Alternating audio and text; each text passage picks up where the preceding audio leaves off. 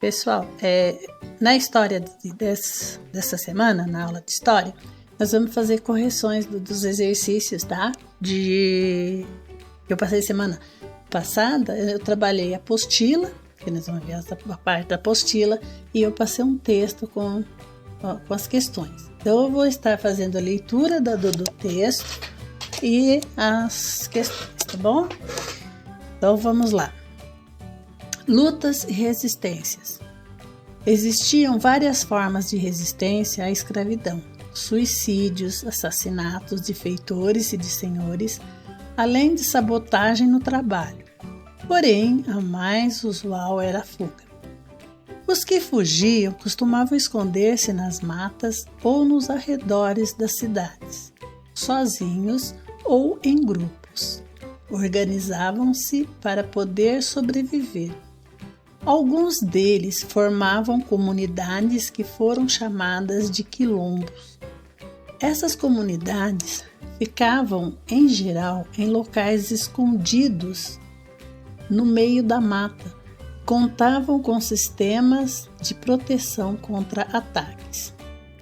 Houve alguns quilombos próximos a centros urbanos, e nesses locais, os quilombolas, como eram conhecidos os habitantes dos quilombos, mantinham contato e comércio com a população local.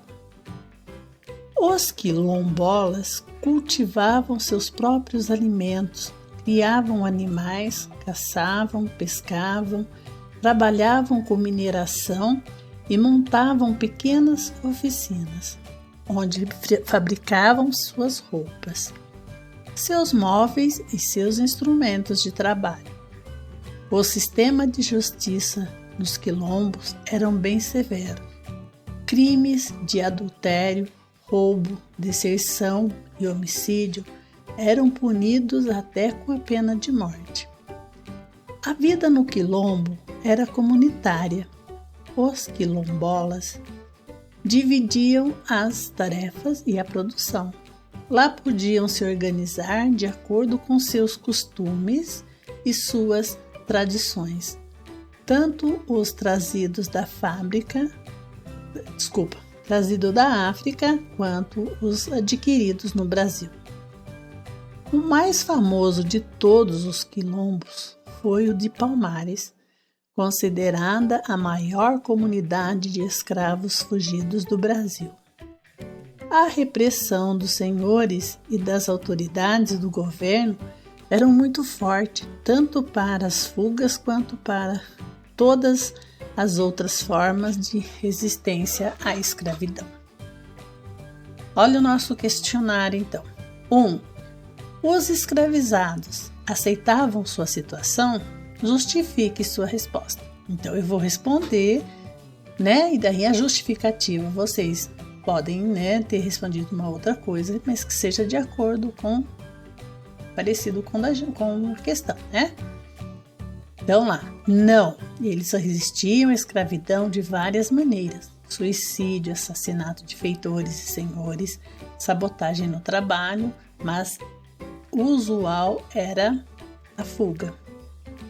2.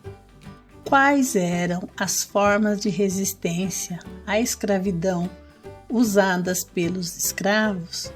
Suicídio, assassinato de feitores, sabotagem no trabalho e fuga.